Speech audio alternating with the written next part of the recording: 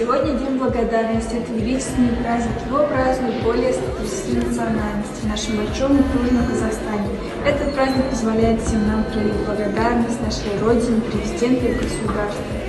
Мы благодарны за то, что у нас есть Родина, крыша над головой и мирное небо.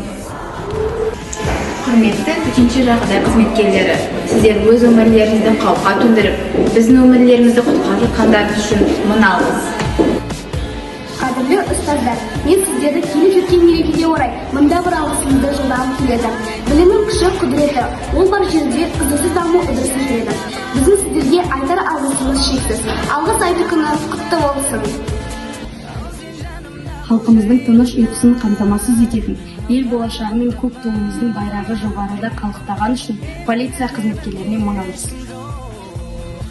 Отан үшін от кешкен, бүгінгі ашық аспанымыз үшін соғыс ардагерлеріне мың алғыс.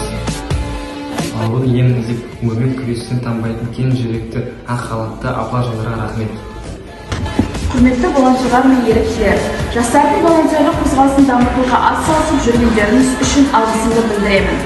Жұмысыңыз үшін және де адамдар мен мәселелердің қамқорлығымен қарауыңыз үшін рахмет. Сізге денсаулық және рухани күш тілеймін. Сіздің іс-әрекетіңіз заманауи қоғамға жол көрсетсін.